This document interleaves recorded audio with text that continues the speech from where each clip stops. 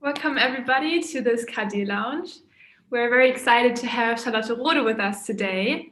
She is a type designer and artist, currently based in Amsterdam, and her practice is rooted in her research on how type as an extension of the body can function to shape feminist discourses within our society. Her work reaches from designing posters, books, and her own typefaces to ceramic sculptures and spatial installations. She also writes poetry and essays, bakes bread, teaches workshops, and hosts various events.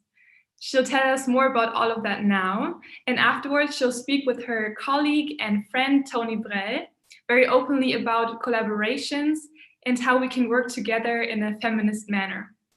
We're streaming the Zoom conversation also live on YouTube if you want to join there. And if you have any questions for Charlotte and Toni, please write them in the comments on YouTube or in the chat here on Zoom.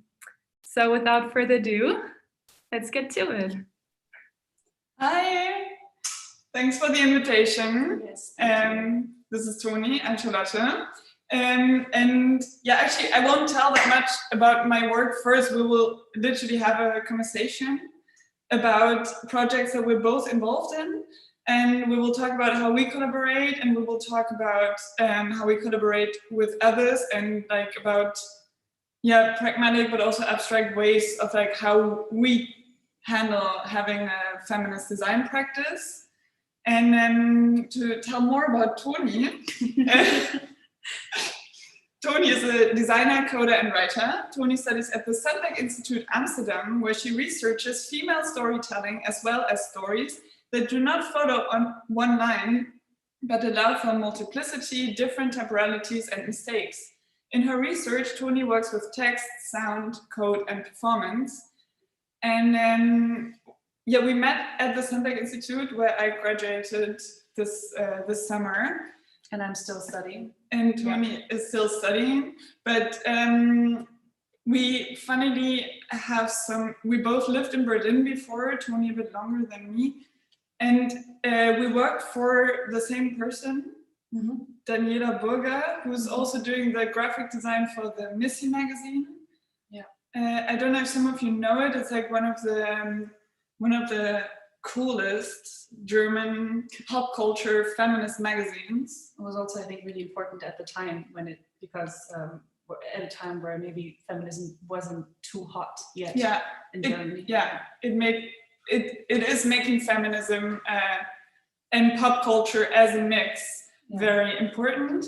And Daniela Burger does the complete design for Missy magazine, and I worked for the Missy magazine, and you worked for her. I worked for other projects with her in a freelance thing. I worked for Missy once a little bit, but not really. Yeah, exactly. And exactly. And but I think it's also we thought we would mention her name because she was for both of us, I think, important, because she's a big person not a big person, but a good person to look up to in terms of feminist design in Germany. Yeah, exactly. Mm-hmm. And also, one of our common points in that sense. And well, Toni, how did you start thinking about having a feminist practice? I think it happened quite naturally. I actually studied something else before visual communication, which I studied in Berlin. I studied theater and media, and there I got interested in storytelling, and specifically into female narratives, and that was actually my entry point into a more broader feminist research. And when I went into visual communication, I after that, I also sort of wanted to look into, well, what if there is something like a specific female design culture, which I think is a thing we will discuss today. But how was it for you, Charlotte? Thank you for asking. So I also funnily studied something different before I started design, but I failed epically. For me, it was more like the kind of cult of typography that was in my old school, and like it was kind of a boys club, or if I may say, circle jerk. So I was like, I can do that too. Like, why is this? And I just needed it in a very childish manner. I just needed to prove something, I guess. And so I was like, I'm just gonna really quick prove something. But then it took me 2 years, or maybe also 4. But then also like I started, because also I have a friend who used to be an editor at Snaky Magazin, Valerie, and through her, I really found like an entry point to Snaky Magazin, but also like to feminism in general. Like for me, it's always like people I meet inspire me to like get into certain topics, and she definitely like connected me to certain feminist topics. And well, then I started to like slowly get aware of like gender imbalance and like all these like factual things that you can like, that you don't necessarily feel if you're not sensitive to it, but once you start feeling them, you can't really go back. Like then you scroll through like a university's professor list and you're like, man, Yeah. okay, thanks.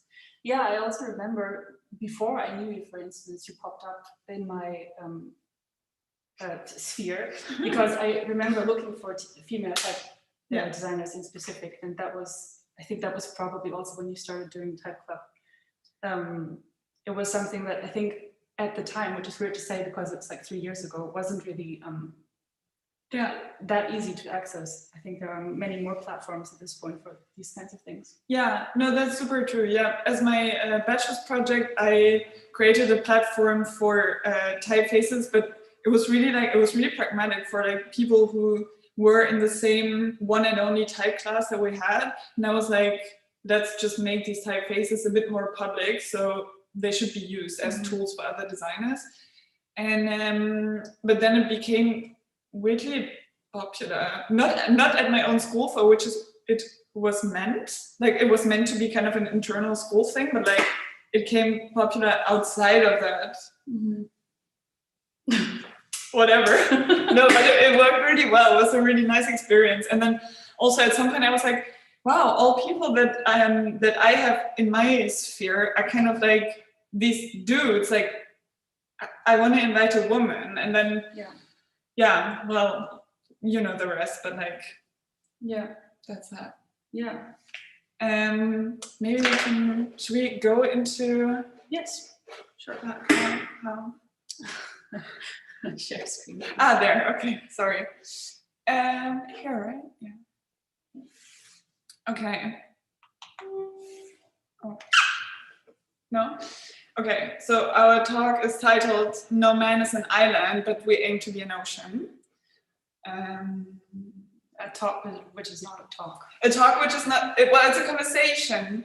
And whenever you have a comment or a wish or a dream, or a question, please just type it in the chat, and like please feel free to interrupt us, because we really like this, like focusing on a screen for 1 hour is like, we've all done it too much, and I think it's nicer if it's interactive. Yes. And this is an experiment, so please feel free to like say something or ask or dream, whatever. So the first project, we're going to show 3 projects today that seem to us important in terms of collaboration and structure.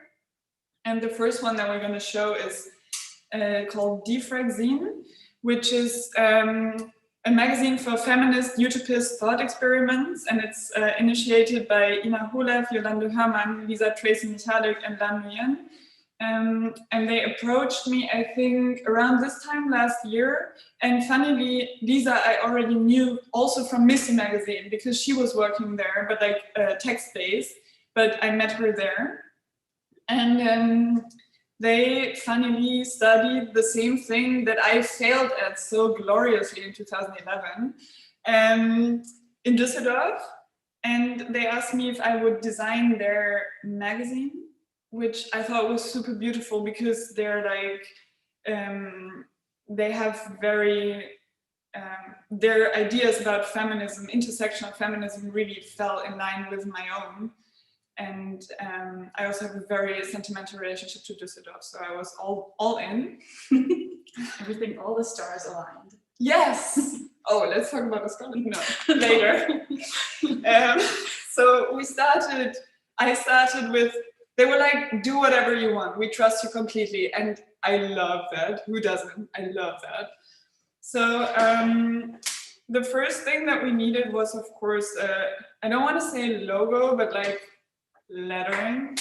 And this is a custom version of my typeface serif babe, or like I created it out of my typeface serif babe, because also what I have to say is, of course, it's a very low budget project, and I really like to work economically and realistically, because like this is when projects get real and interesting, when you have to like work with the economics that are related to it, I guess. So well, with your own typefaces you can do whatever you want. So I in low budget projects, I tend to end up using my own typefaces. So this is Serif Babe. For like to introduce Serif Babe very quickly, Serif Babe has 4 ages. Serif Babe has 4 stages in that sense. In 2018, when she first came out, she was a very melancholic teenager and like kind of trying to handle her emotions. But she was kind of like very confused, like kind of felt that she was being also over dramatic, but also she knew that it was really important what she was feeling, but also she felt like not taken seriously enough. And when she wasn't feeling taken seriously enough, in 2019, she had like a little anger issue. And she had like, yeah, she had her outburst. She was like, Imran is saving photos. And she's like having a moment, she's like channeling all these emotions that she doesn't know how to handle. They just burst out, but because she's still a teenager, right? But as we all, Serif Babe also gets more mature and she gets older. So in late 2019, she made a maybe like 5 to 10 year step, and now she's in her mid-20s, like maybe someone else in this room. I don't know who, but well, she's maturing now. She still is a very emotional person, but now she knows how to deal with it, and she knows that it's okay what she's feeling, and she can like articulate it way better. And when she needs to have a serious conversation about where she doesn't feel right, in 2020 she learned to articulate also that, so she doesn't need to be passive aggressive anymore, which is a goal for some of us. Again, not naming names. And this was the first flyer we did for Defraine. So I combined Serif Babe in this logo lettering together with my typeface Amand Grotesque, which has another different concept, which I won't go into right now, but it's just a very readable typeface. And I like to make typefaces that are like very, not normal, but like on the, like very usable, but then have like some quirks, like on the second look, you're like, ah, what's that? And I like this like subtle surprise in a way. So this was the first flyer, also using an illustration that I made actually for something else, but like I also like cross-referencing the projects that I'm working on in the moment. And I added some colors, like a bit soft, but also a bit harsh. And then we went, the flyer was for Zine Fair, Fair Festival. That never happened because then Corona happened. And then we went straight into the production of the zine. or the magazine, and since they said I could do whatever I wanted, but also it was really a dialogue how we created it. So I created, for example, 3 covers to choose from Missy. Actually, funnily, I learned that illustrative covers sell way worse than photographic covers. That's apparently some kind of publishing rule. And then the 2 photos that you see here come from a how do you say, like an editorial that is within the magazine by Kate Lati, and she took, I will show this later also, she took photos in Ghana where she has her roots, and she did like this documentary photography kind of looking into feminist topics.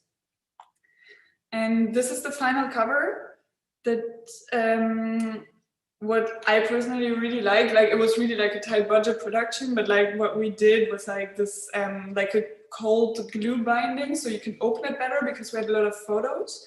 And we worked with this like, okay, I'm pointing at the screen now, which is ridiculous, but it has this like textile on the back, and funnily the printer had the perfect red that matched the cover photo, which was very big luck, I guess. And even though it's just like a very soft magazine, this like stripe of textile really makes it kind of like haptically nice. Mm-hmm. And I'm going to show some spreads now. This is an excerpt from Lisa Tracy Michalik's not submission because she's one of the editors, but how do you say, her text.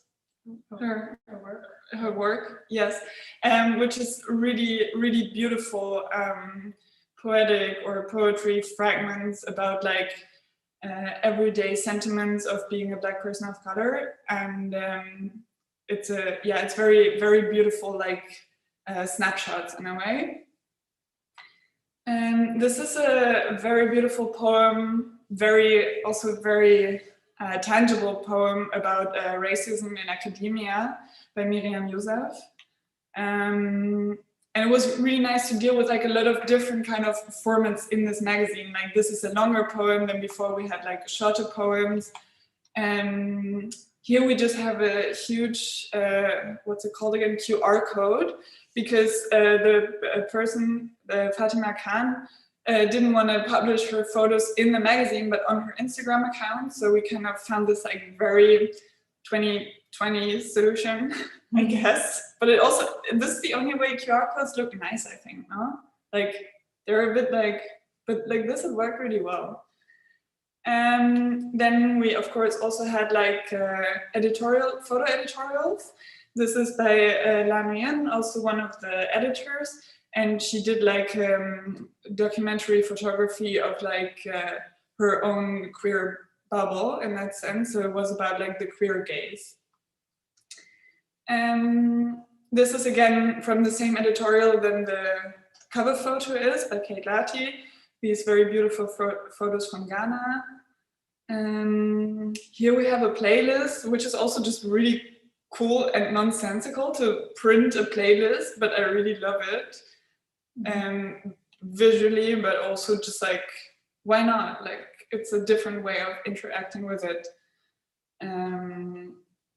Yeah, nobody wants to see Spotify playlists anymore that you can click on. No, yeah, Red 2020. No. Yeah, and it's a good playlist. Listen to it. It's a really good playlist. And this is the backside, where then actually the illustration still shows up that was there on the first flyer. And so what for me is kind of feminist about this project is, of course, first of all, it's a feminist magazine, so duh. But then for me, I mean, how do you make a feminist design concept? For me, in that sense, it was really, first of all, using my own typefaces, because I kind of researched the last 2 years at Semtech Institute about visual voices and typefaces as visual voices. And if you mostly have typefaces by men, by like white, cis, hetero men, mostly from Central Europe. And if you set a feminist text and their typefaces, it kind of feels like you have them say those texts, and you maybe if you write a feminist text, you want to speak with a female voice. So this is like one of the first things for me, how I work with, how I tackle feminist design, in the sense that I like want to speak with the voice of a woman or a feminist female person. I also would like to, what you said in the beginning, that you got a lot of freedom for this magazine. I think that's something to also really mention, because like when we move on to the website, that's also how I experienced the work with this team, is that they gave a lot of freedom. And I do think that this is actually at the core, like it doesn't have to be a feminist thing. Of course, other people to work with also do this. But I think if you want to have a feminist or queer approach to something, that this working on the same eye level is really important. So that is, it's not exclusive, I would say, to feminism, but it is definitely part of it. And so it's not just, I think, a nice thing as a designer to get the freedom to do whatever you want, but it's also, it is also sort of, I think, it's part of the whole idea of being a feminist project. And also accepting that like multiple ways of like dealing with stuff, so either like textually or visually, can still like, that you kind of create this like multiple narrative in that sense. So you have the visual narrative, but you also have, of course, the text narrative, and then you have all these like different, then you have the photographies in the magazine, and they all kind of go together, and it's like a multitude of voices, which is kind of like a thing we aim for, right? Like non-linear narratives. And I also think ideally, like that doesn't always happen, but ideally they influence each other. Yes. Like there is not just a dialogue between the people who work on things, but also a dialogue between the media that they work with. It's also like, because what we know from like patriarchal structures is really like a kind of top-down thing, like very vertical, but in a feminist way you would try to work in a much more horizontal way, so like or also in a more simultaneous way. And I think this in this process happened really nicely. And what is also really nice is like I really worked in a way how I think things should look, which I like to do, but also it's like I'm kind of, by that I'm not hiding behind some corporate guidelines, but I'm really like showing what I like, so I make myself vulnerable. And this is something we learned at Sandberg, that making yourself vulnerable is like inherently feminist, in the sense that you're like kind of showing your own view, like you're not hiding behind something, and you're not like blending into the mainstream. So it's some kind of like queer approach. And Toni made the website for this magazine, which is amazing, and this is where the collaboration happened between us, I guess. And so tonight there will be two premieres, because we will show two things that actually aren't public yet. One of them is this website, which is still in a preview mode, so you can't access it yet, but we will most likely go online with it relatively soon. Now I need to remember how to do this. Share, thank you. Okay, all right. So yes, this website, no one has seen it before. Yay. Exactly. So this is a website we're currently working on together with the editorial team that has already also fed in some of the content.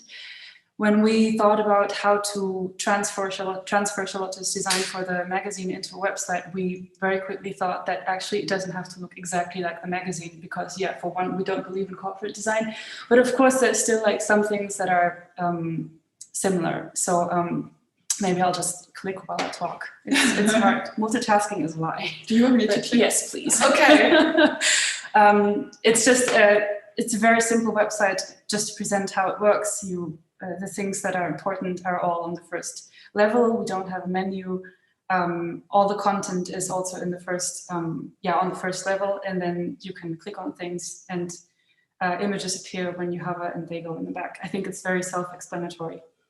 But I think what was important for us was foremost that it's functional and that it looks contemporary, because this is a very contemporary magazine. I think it's also important to further those causes with to make them sexy, basically. Yes, very important. And for us, we also we spoke a lot about that these things should be joyful. I think that's something to mention, that both the design process is joyful, but also the usage of the website is sort of joyful, even if it is something as simple as that. Yeah. And so essentially we use the logo, or the how do you say that? The lettering. Letter logo. Yeah, letter logo. And the Armand, sorry, grotesque. And that's it. And I stopped clicking, sorry. Yes. I'll go to PayPal directly. Okay. So I don't know when we're going to go online with that, but probably quite soon. And then you can also, what I forgot to mention is that this website, of course, mostly is for presenting the magazine, which is the core of everything. So the website in itself is mostly a platform to promote the magazine, or also, as you see in this frame right now, allows for an open call, which they just published yesterday already on Instagram. So anyone German-speaking can contribute, or No, I think English is also really? okay. Yeah, that's super nice. Helene asked. Yeah, sweet. So English anyone is can. okay. Yeah, and I also really I recommend them, especially to looking at their Instagram. It's really nice content, and you can also contribute. So oh yeah, and also you can actually get like the e-paper. Like we made it because we could only, like the budget was really small, so we could only print like 170 copies, and they sold out so fast. Yeah. But you can get an e-paper for it. Yes. Right now through the Instagram, I think. Yeah. Right? Yes. Yeah, exactly. And I think this like topic of joy we talked about, like in the sense that there was a movement in the 60s and 70s, like when women were still. We talked about this, Toni. Where women were still were forced to do homework in this very traditional way of the man goes to work and the woman does the housework. And because the woman would work in the house, it was kind of naturally not really considered work. But so there was no distinction for women between leisure time and work. The man goes out of the house, is at work, and then comes home and has leisure time, while the woman is always in her place of work, which we kind of re-experience now with being in a home office. Not us, because we're sitting in the same studio, but a lot of people. And through that, the notion of joy or enjoying work is also a feminist notion. Or this is also why self-care is kind of a feminist notion, just really making space for yourself, even though you're constantly in your space of work. Or also others. I mean, just to this is of course also for other people to look at and to enjoy. So I think this is care in general, I would say. Very much. Mm-hmm. Okay, we're going back now to this. Mm-hmm. Yeah. Does anyone have questions? Other questions? Okay. No.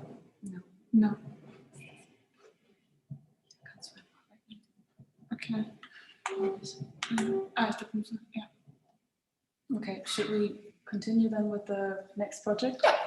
Okay. Alrighty. You can also ask later, and don't be shy.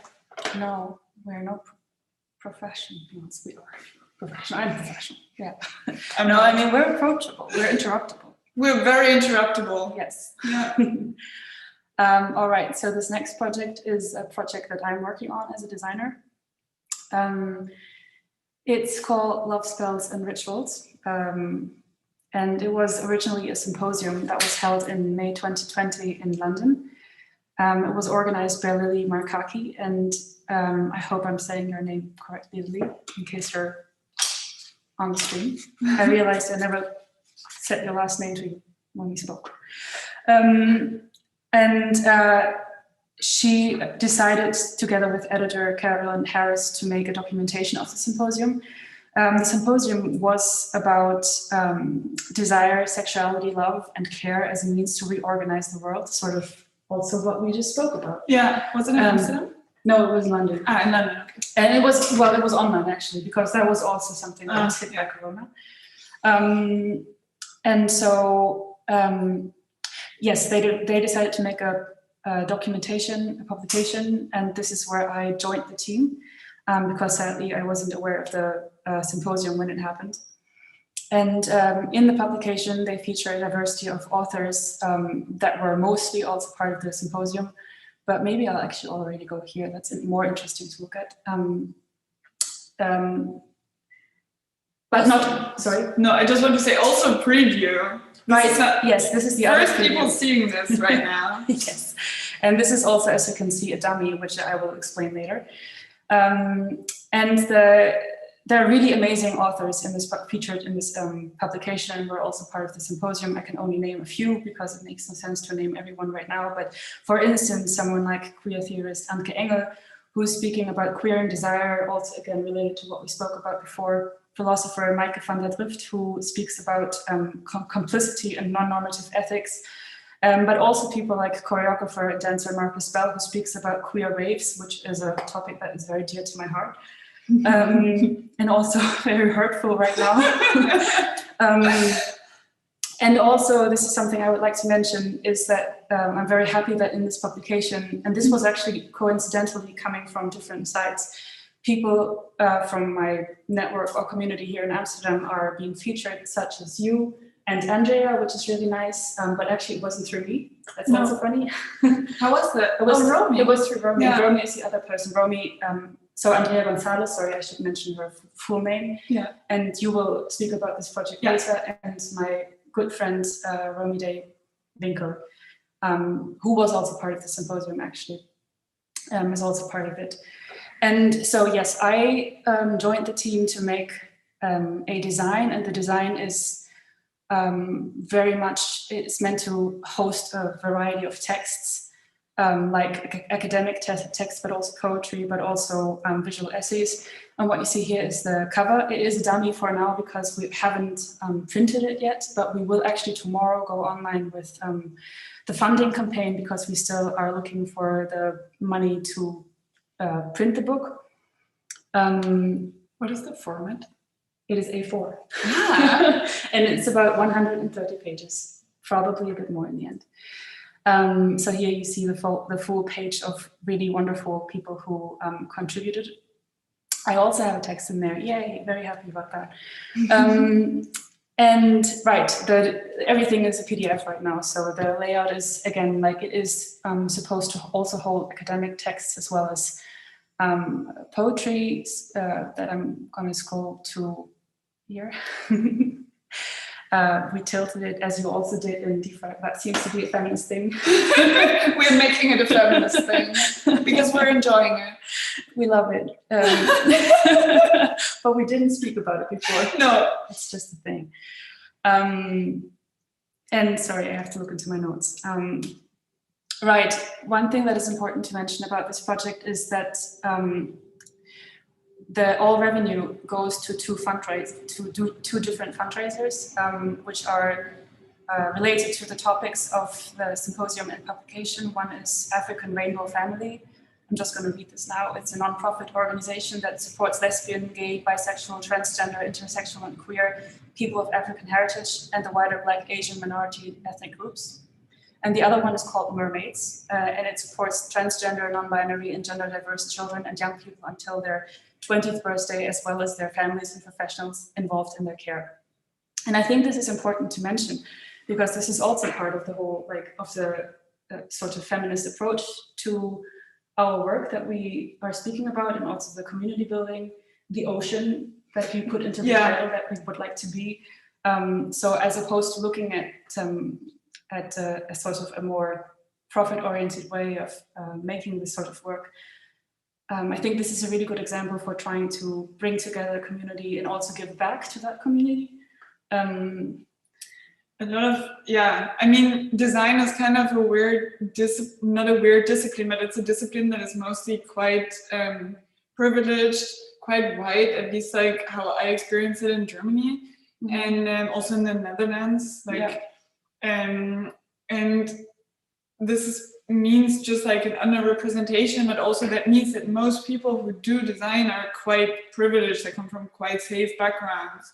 They can they have something to share. They have something to give, you know? So it's like a nice way to use your tools as a designer to also share. And by that, we actually don't mean that, like, we don't want to say that we're like doing a lot of, I mean, we also have to earn our rent, right? So we also do like jobs that are well paid. We don't want to make it sound like this is like the fun part of our design practice, like where we kind of like the projects that are close to our heart. But then also, of course, we're also doing like better paid work, but then also this, well, we try to. By the way, Typefaces are great Christmas presents if you haven't bought them yet. And so is the publication. Yeah. And so is the, no, okay, stop. But sorry. But I don't know, like how do you deal with, like, for example, the rates that you offer? Yeah, that's a really good question, Charlotte. I just thought of it. No, we spoke about this before, because actually we speak about this all the time, I would say, or a lot, because I think for me what is really important in terms of rate is to learn that you can ask each other about. Yeah, we did that a lot, and we showed each other's quotes, etc. Because I think especially when you just graduated, you are completely lost what that means, because you hear numbers that you just don't know if it's realistic or not to ask for this and that amount. So I have a day rate that I try to get, but I also am very explicitly offer a solely rate. So a rate for people. In my case, I offer it for projects that have a focus on queer community building, or also feminist projects, because this is simply something where I what I'm interested in, and also where I feel at home. Yeah, and where we maybe want to give something of the eventual privilege that we have back. Yeah. And also, just often these projects just don't get that much money, and you still want to and also there's so much beauty in these kinds of projects, because you actually also get a lot of freedom, and you actually meet people that you wanted to meet anyway. And since we're also both writing, we also maybe want to be it works in a lot of ways. Yes. But and for me, of course, it's because selling typefaces is still a bit different than making prices for graphic design, because you sell licenses for something that has 40 kilobytes, which is ridiculous, but still very, in a way, efficient. But no one ever taught me about licensing, and I still am very confused about it. And it's just that people don't really speak about what they make. I don't know if this is a kind of German thing in a way, but I never knew what people make. No, it's really, it's really confusing, but it's very important to start talking about it. And also because I know some people who, it's also important that you put a certain value on yourself and on your work. And for example, I offer student typefaces, or student licenses for my typefaces, but still for 10 euros per weight, because I feel as a symbolic price. And it's also a feminist thing to pay each other properly for the work that we do, because this again goes back to the leisure time problem, or the housework problem, that women are just underpaid. And I think in a feminist context, it's also important that, however, if you can, to pay the full price. That's full stop. Sorry, this is your thing actually. No, but I mean, I'm through with this, but I think we maybe, again, to emphasize this, you were also invited to share a work in this publication, because most of the people who wrote for this, were people who also were part of the symposium, but there are some contributions that are not. Mine is, and yours is, but they were sort of selected on a topic basis. And you have also already before that started a project that is about bread making, which is something that's very different from typography. Why don't you want to show us? Thank you for asking, Toni. I wanted it. Okay.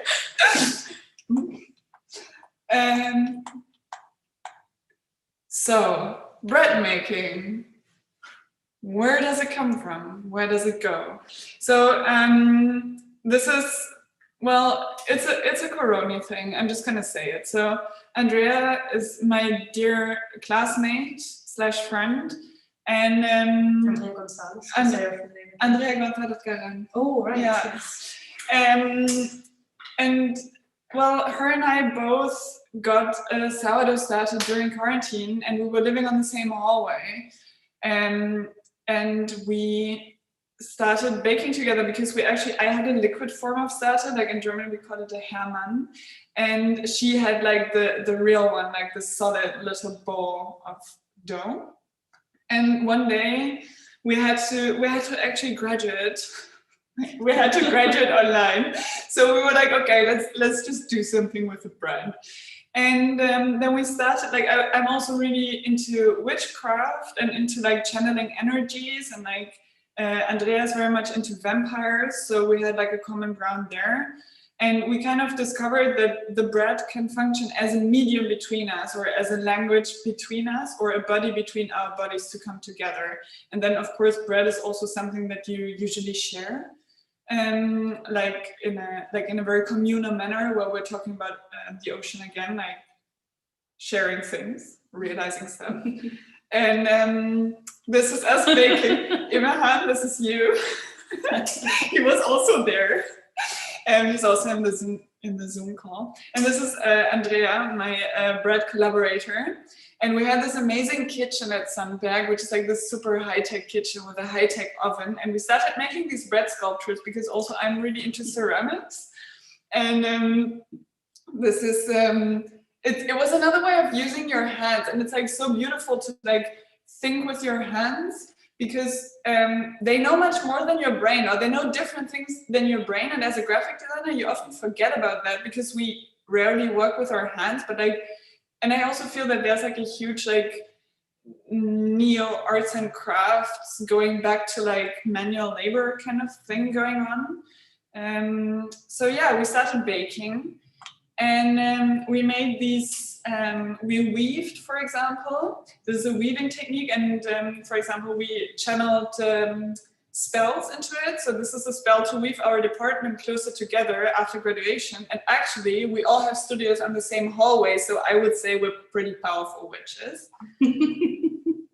This is an installation in a public space. By that I mean our school, and it was like a photo for graduation, but it was all during Corona. It was a bit hard to like operate. And then since we had to present it online, and kind of the shapes were of course typographical in a way, I also made some drawings of abstract letters, how they could look, or also how we were treating the dough, and then how we treated the dough kind of reinformed how I was designing these glyphs, shapes, vibes. Yes. Andrea, vibes. And we wrote a text, and this is the text that is in the publication. And the text was like, can I say this? Okay, I'm gonna be really honest. So I was like, okay, fuck, we need to write a text about this. I'm gonna start and you're gonna do something else. So Andrea started, and in total, it took us like 45 minutes to write this text together. And I think it's a really good text, and it's really beautiful. And of course, for the publication, we edited it. Of course, which took longer than 45 minutes. No, but I mean, actually, this is, okay, I know you're downplaying it right now, but what you said before is that you were doing this research with your hands. And yeah. I think it makes sense that then the text actually comes quickly. It's also something that we spoke about last night, or the night before, I don't know, whether we met, speaking about how sometimes your hands know more than your brain, or sometimes it's the other way around. And I'm not surprised that this would go fast if you have done this research before. It's like, very right. This is like it's a poetic recipe in that sense. It's like how we relate to the sourdough, and by that also relating to each other, because like the sourdough is something that you constantly have to feed, and like it's like a pulsing body. It's like, I mean, it's literally life, because it's, I mean, there's bacteria in there that ferments, right? So it's a very beautiful text, which is also on my website, and this was basically what we graduated with, because they promised us a graduation show later that we had It also happened. which was great, but like, so the formal graduation was a bit like low key and online. And this is the actual graduation, or the graduation show that happened in the last weekend of October. And here you can see the very famous artist Niki Barato modeling for our bread. So we made this like hanging installation with rope and we baked like 130 breads, I think, that you can see there. And then since I'm also into ceramics, I made a lot of cups, and we made the shelf. So technically you could have like taken a bread out of the rope, out of the net, which again goes with the weaving and like the community building and like the kind of structures. But also Andrea has a background as an architect, and it's like, it goes back to like a kind of Gaudi principle, but I'm not going to go into this right now. Also because we're kind of late on time. Okay, we have to hurry. But like, it was very nice. You could have like taken a piece of bread, dipped it into the oil and the bowls, and then like, but of course Coronian, it was a bit like difficult. And these are like close-ups of two shapes, and yeah, if you want to, you can see them as typographical or not. And this is a very dramatic photograph of the final installation that happened. It was really nice. It was wildly popular, and the bread was still okay after 4 days in a moist building, which I'm very proud of. By okay, I mean like To look at. No, actually to eat, like in the sense like you wouldn't die. Great. And this is Andrea and me. Yeah. Oh. We're good on time. We're actually good on time. Type. We're good on time. You're good on type as well. Yeah. So the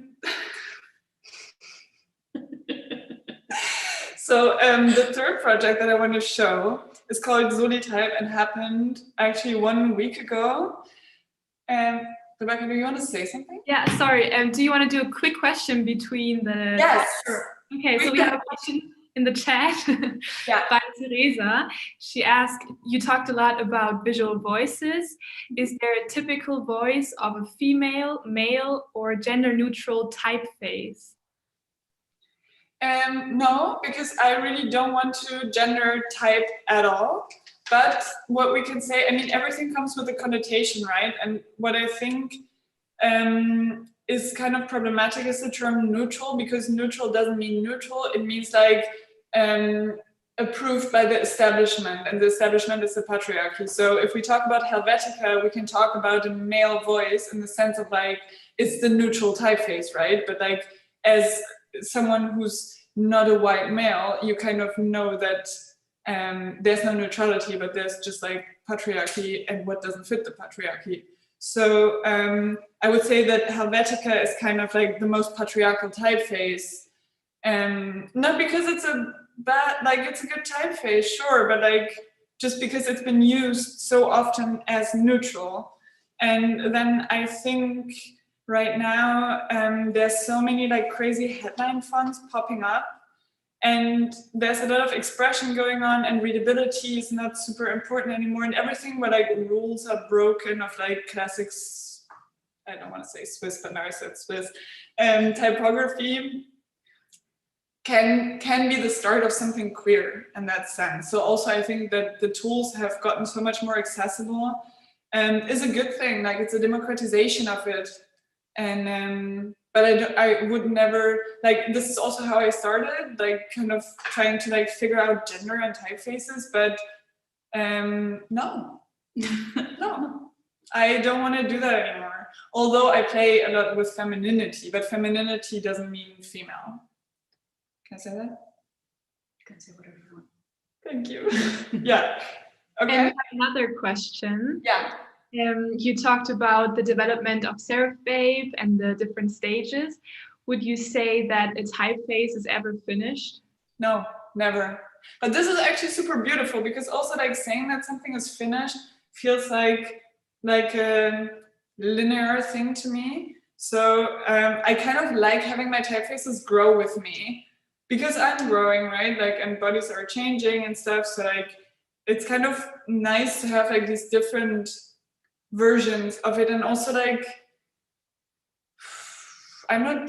maybe I'm not type designer enough to actually like, because I do so many things that like I'm not sitting down and like font engineering the typeface myself, and I'm like trying to be able to pay someone to do it for me, but like until then they will keep getting better very slowly.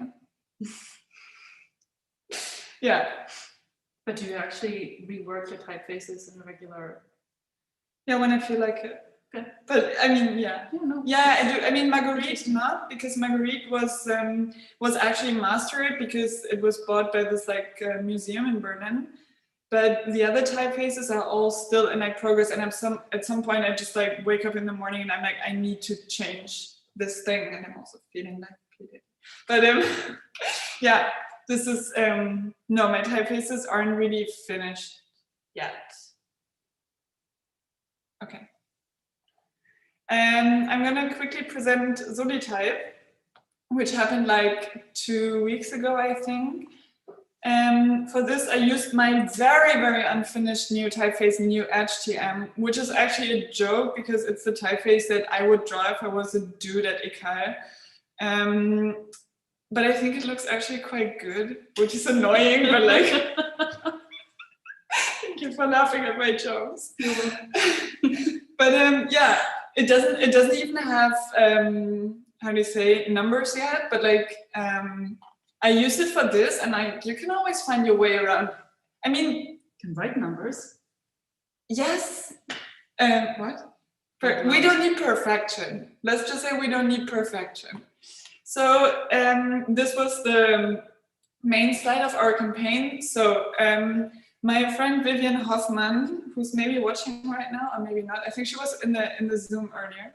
So we're talking quite a lot about political issues that we see, and like we kind of share resources, or we share thoughts about demonstrations, or like we were both very invested in looking at people living in refugee camps across Europe, and we were thinking like, what can we do as graphic designers? Like, it's kind of, we're sitting here in our lockdown, living our little lives, but what can we actually do? How can design like work as something activist? And then as we both make typefaces, or like we work with type, and finally we studied together in Düsseldorf, and actually we knew each other from before that, but like that's really funny. And then we were both in Berlin, and then like, yeah, now we kind of like found this way of like working on this from a distance together. And Vivian made this super beautiful lettering that I'm so much in love with. And we decided to offer headline typefaces for in exchange for a donation to Leave No One Behind 2020, which collects donations that go to multiple organizations that help the people living in refugee camps across at the borders of Europe. And it's getting really cold there right now, so people are sitting there without heating. It's below 8 degrees. And I don't know if you saw, a few days ago, like a lot of posts came out that like actually children are bitten by rats at night, which is like, it's just awful. So what we can do in our little stupid lives is collect donations, and it's apparently designers love typefaces, or love to get typefaces. So we collected 5 typefaces, so 2 of our own. This was our contribution. And then Licaria by Sascha Bente, who I know from Berlin. Paparazzi by Altiplano Typefaces. Raphael Verona I know from a summer school that we taught together in Verona. And Pauline Le Pape Scruo. I know Pauline because she's finally my roommate. And no, I knew her before, but like, she's now my roommate. So she was just right. She was in the kitchen when we came up with it. So it was like a clear choice. Also, she makes amazing typefaces. And yeah, we were thinking about the living conditions of those who are forced to leave their homes and risk their lives to seek protection in Europe are inhuman and unacceptable. And it worked that way, that people just like wrote us an email with a screenshot of the donation, and we would just send. It was quite informal. Like we also we came up with it, and 1.5 weeks later we went online. It was online for 1 week. It was 10 euros for students or 20 euros for grown-ups or regulars or people who actually make money. But also like with the wish for people to donate more if they can. And then, yeah, as a thank you, they would get a typeface in return. And like the feedback that we got was really great. I think there was also another student type foundry from Karlsruhe, I think, that kind of offered the same thing then. I mean, the more the merrier. It's really great. Like super, super nice. This very positive. But then also, for example, what we encountered then was like on day 3, suddenly our, how do you say, reach, like we got so shadow banned because Instagram literally cancels you when you post political content.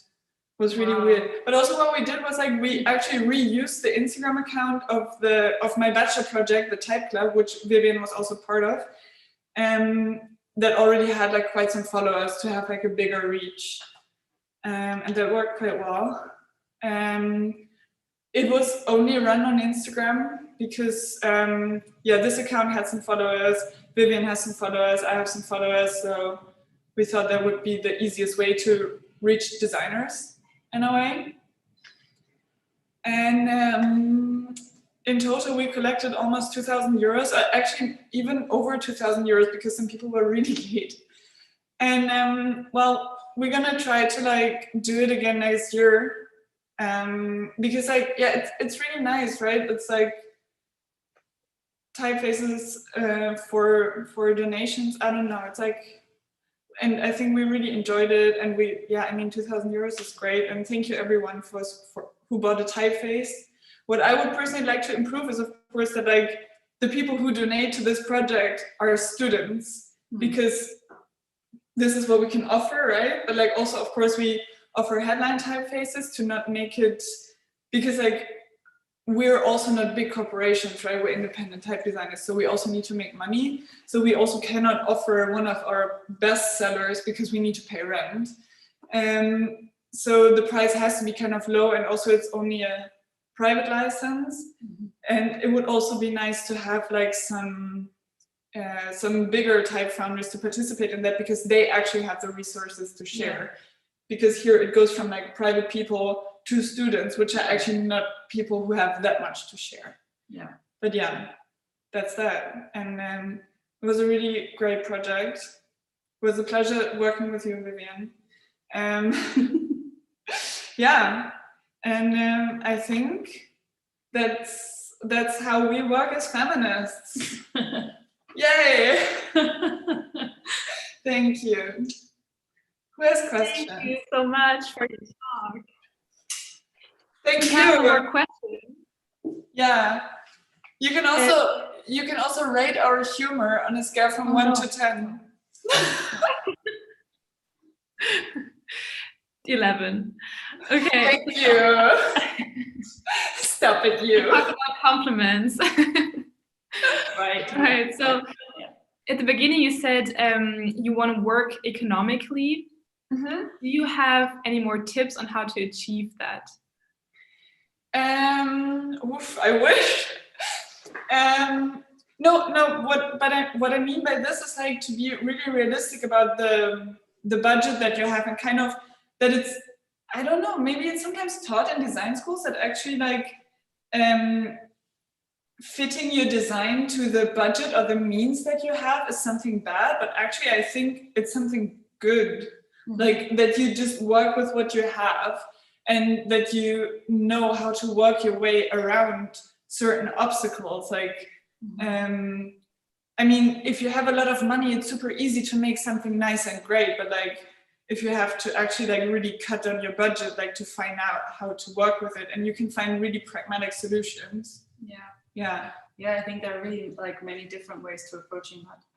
But for me, it really depends on how you want to work as a designer, because I think there's also not like, it's totally fine to work in an agency, of course, which is the most, or one of the like stable economic economically stable ways of doing that, or have a say a teaching position or a different job that is also interesting or maybe intertwined with what you do. But we both work as freelancers, and that is I think we're both also really lucky to, knock on wood, being able to to being able to sustain ourselves in this way at the moment. And it's a tough struggle, because you also sometimes get offered jobs that maybe you don't want to do. And then this, I think, for beginners is really a tough question, both like not wanting to do in terms of that maybe it's just not very interesting. I did a lot of that. But also maybe morally or ethically something that you would rather not do, actually, because it doesn't support your morals. But I mean, a girl's got to eat, right? Another question is, in the beginning, you said you failed studying in Düsseldorf. Why did you think you failed? Because I literally went to one class in the first semester, which was French, which I already had for 7 years in school. And then I dropped out after 3 semesters. And this is why. But it was not design. No. It was culture and media science as for initiators of the Defraine actually did their masters in. But I failed. But I was 19 and I just discovered partying, and I'm sorry. But actually, I could use the French class that I took. I could actually like reuse in design. Like I could get the credit points. Great. And now I speak French. That's that. Amazing. Another question by Felix is, what advice can you give male designers to step up their feminist design game? Thank you for asking. Great. I think the most important thing is actually like listening, like really talk to women, talk to queer people, talk to people of color, how they experience being in the same room but having a completely different position in that sense.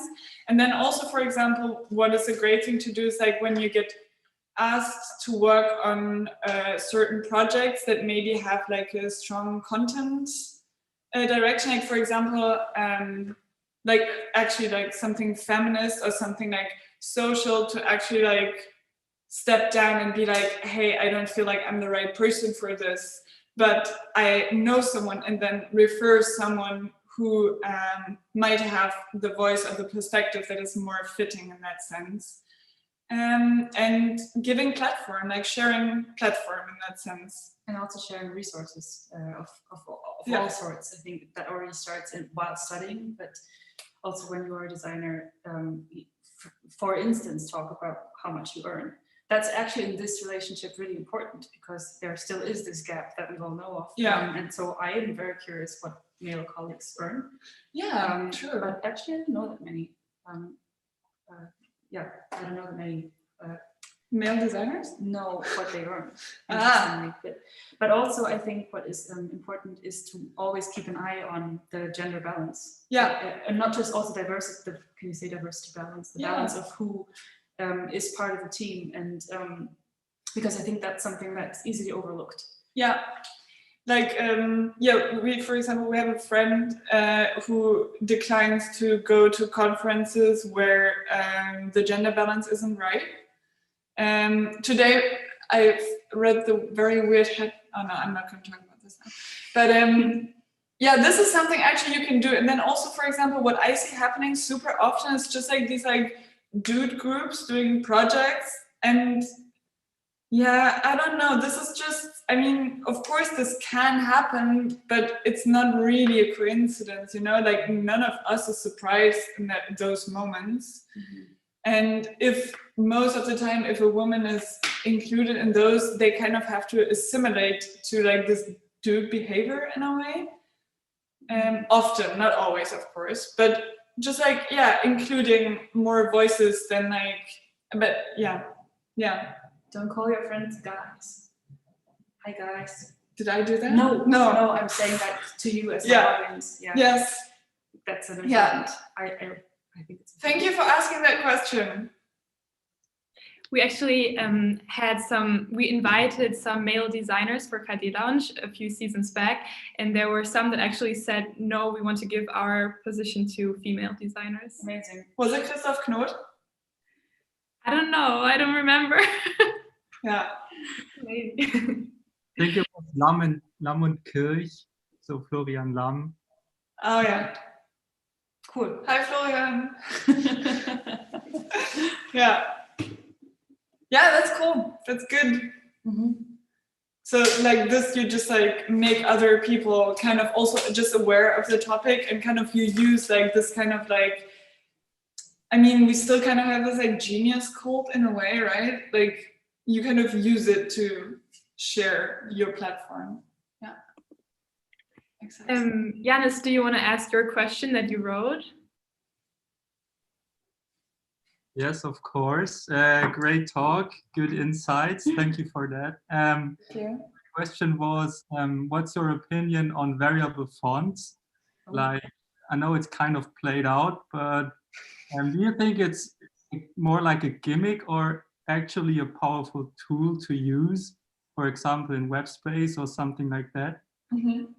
Maybe you can answer that better than me. I think we should answer it together. Okay, we're gonna answer it together. Do you want to start? Well, I can start with my very uninformed from typographic position. I love them in a web space. Yeah, it's fun. No, it's joyful. It's very joyful. It's very playful. I personally what I personally don't like about variable fonts is just like, I mean, in a web space, yes, and like if the animation has to do with like whatever else happens, and if it has although no, we're kind of against things having to have a reason, right? It can also just be cool. Yes, partly, but it shouldn't be like showing off. Maybe that's also okay. But like what I don't like are, for example, these like, you know, these things where you let basically the client decide the exact weight and like slant of the typeface. And this is something, you know, where you want to offer the most possibilities. And I think that the new Adobe Cloud has like these features where you can do that. I haven't tried it yet. But this, for example, I don't like, because like I don't want to let my client decide anything like I'm deciding, of course. So I let my clients decide. That's why they hire me.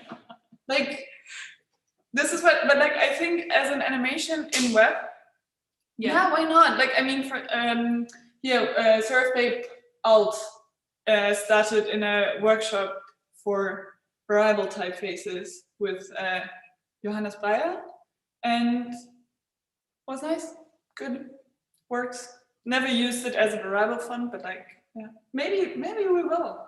Yeah. Next Defraine website. Yeah. Yeah. Let's see. Does it answer the question? Okay. Not at all. Great. Yeah. Okay, so we have another great question. Please. How does the teaching method in the design curriculum in Germany and the Netherlands differ? I mean, what we have to say is like, I mean, maybe we shouldn't speak for the whole Netherlands, but for Sandbeck, which is, I mean, the whole Netherlands has super different approach than Germany, but the Sandbeck is like the most extreme in that sense that it's very free, like also from state restrictions, and so it's a very like it's a very like left wing. Can I say left wing? Left oriented. Politically, yeah.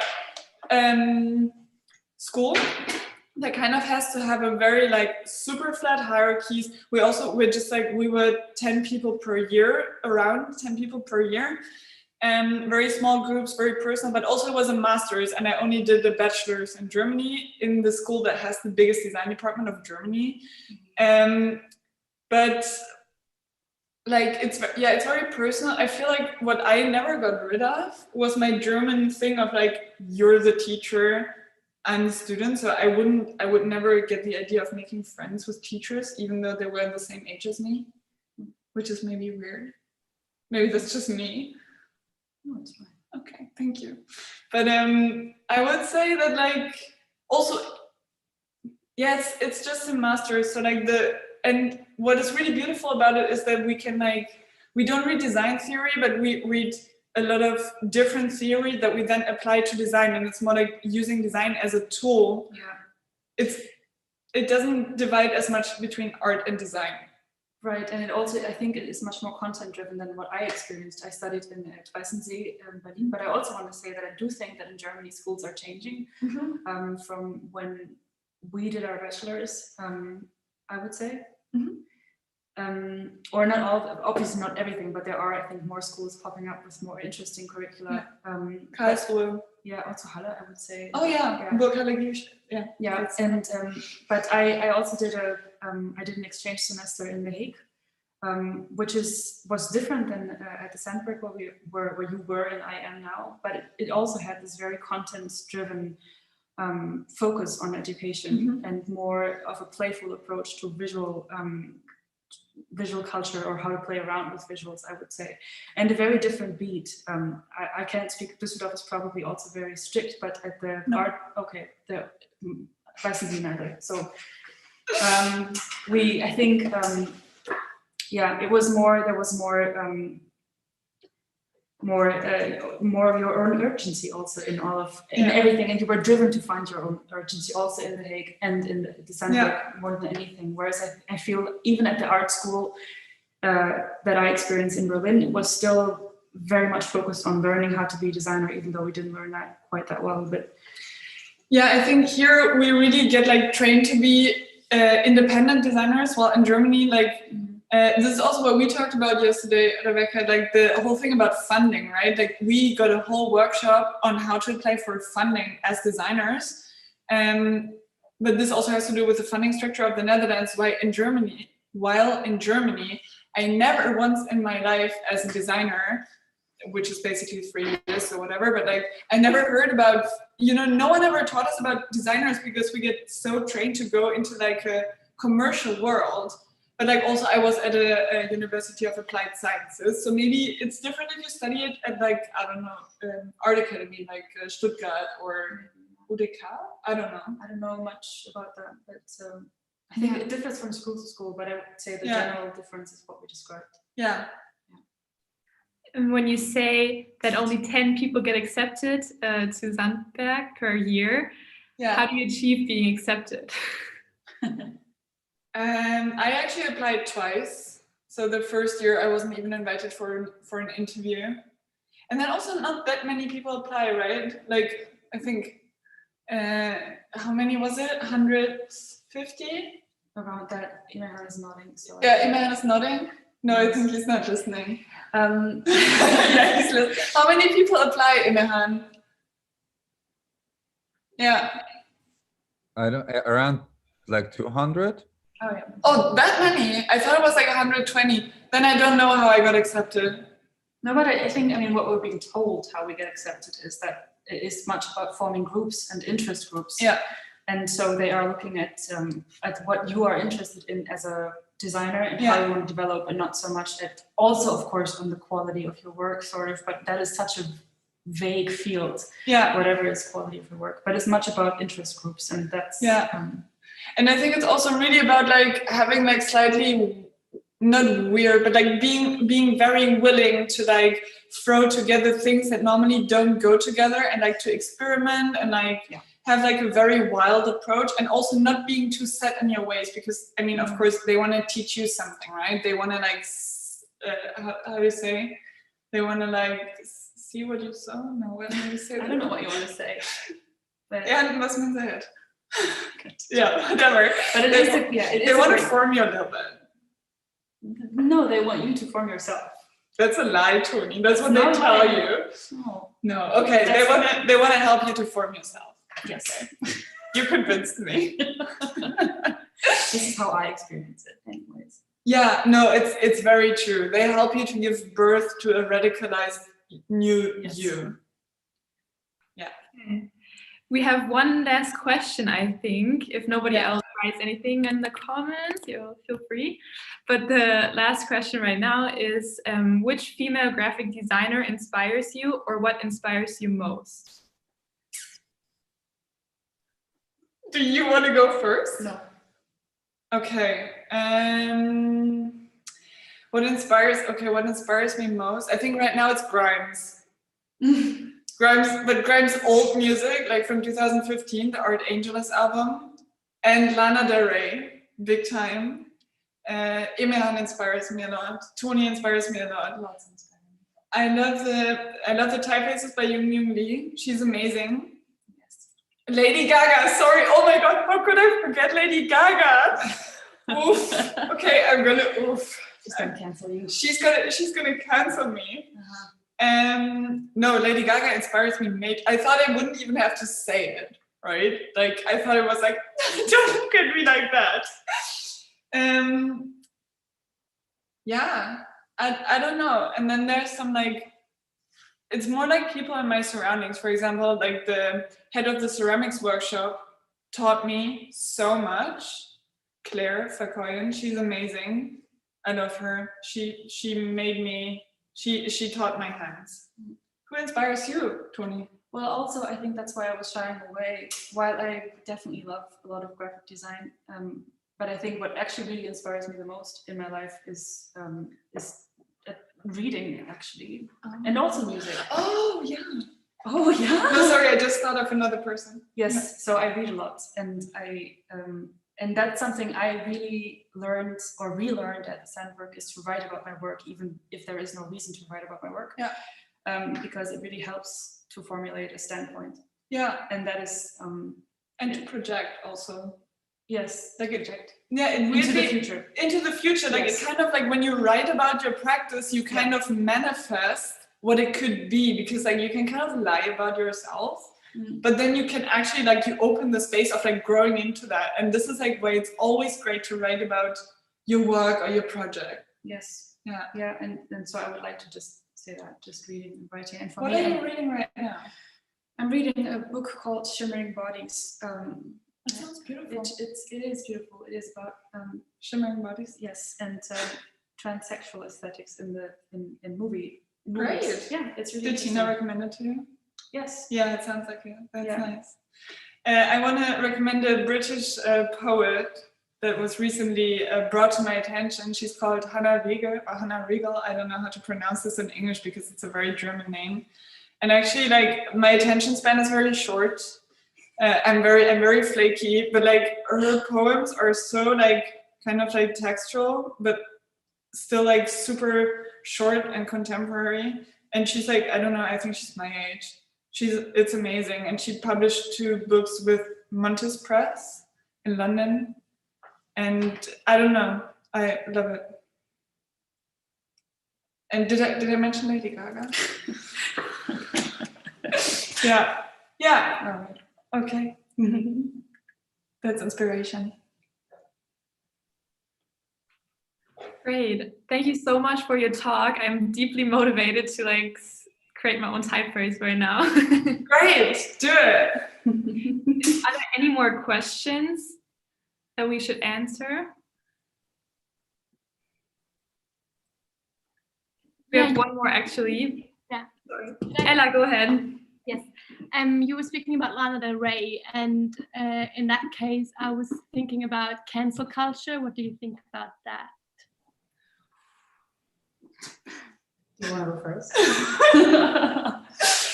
Actually, we had some issues with that recently within our department. I mean, what? Shouldn't we had like it was discussed recently very often around here. Because there was also this big case in the Netherlands. I don't know if that reached Germany. Julian Anderweg, right? Like there was this like very famous artist in the Netherlands that got cancelled for like repeatedly over a lot of years being in super big institutions, while everyone knew that it was being super problematic and like literally raping people, drugging people. And like he got away with it, and he still went through all the like super famous institutions. And for his case, without having ever met him, yes. And I also think that sometimes, I mean, some heads have to roll in a certain sense to like establish, but maybe I'm too much French Revolution on this. I don't know. No, but it's easier to say something about this when you don't know the people. As soon as you start knowing the people, I mean, there's never a black and white situation. There's never an easy answer to these things. No. But please. Yeah, no, I just want to say, while I understand that some of these cases are highly problematic because there are people being accused of things that either are not criminal but just shitty, or are being accused of things that can't be proven. I also think that this really brings to the fore something which is important, that those voices have not been heard anywhere else but on Instagram, which is like a shame. And so I think in this moment is really important to me to see that there are so many people, often women or queer people or people of color, who are being discriminated against, and just nobody ever listens. And so that there is a platform where these things are being heard, that I really appreciate. But I also, of course, I understand that there are difficult cases that are problematic, and but I'm glad that voices are being heard. Yeah, I think the biggest problem is actually that there's not really, like right now, the only way for people to really speak up is Instagram. And then on Instagram, you actually get, I think some people got sued for making these stories public. And then also, of course, people don't want to like, maybe they want to stay anonymous, which should also be totally okay. And I just think that it's really time for institutions to react and to have like a safe reporting system. So these things don't have to, because we only have this like whole call out cancel situation, because the only way how you can stand up for yourself is like going full on, like, because there's no safe way of dealing with this. And I think this drastically has to change. But by this, we also like, I think it will take some time, because also like the people in power have to change. Yeah. Be exchanged. Yes. Some heads have to roll in. Yeah. Yeah? Does that answer? Oh, okay. Good. Hey. So on behalf of the whole KD Lounge team, I want to thank you so much for taking your time. Thank you for inviting us. Yes, thank you. Thank you also for inviting me. We actually have another question. Oh, yeah. Can we do another one? Okay. Could you elaborate why there are no BPOC or students providing typefaces on Solitype? Yeah, because I feel that the people who have the most privilege should share their privilege. So we invited, like we gave some ourselves, and then we asked people who we thought are willing to, and people who are, how to say that? Like, yeah, people who we don't want to, who we know that they can take, who can make the effort. That's it. Like, you know, we were actually going for like big type foundries, because they actually have the means. Like, we wanted to ask people who have enough privilege to be able to share. Yeah, but actually we have we made a very small collection of like resources, amongst others a list of Black people of color and also Asian women type designers list, and maybe we can send it to you, Rebecca, and you can put it in the YouTube description. Yeah. And also a link to the Defraine zine and to another list of women typefaces, and Alphabets, which is like a platform where also a lot of articles come out, and my thesis, I don't know why, and Toni's website. Well, yeah. Yeah, please send them to me, and I'll publish it everywhere, and everybody can see. Great. That was very releasing. Okay. I think that were all questions, right? Yeah. All right, then thank you so much. Have a great evening, everybody. Thank you for tuning in. See you in January where the next lounge will come up. Stay tuned. Thank Bye. you. Goodbye.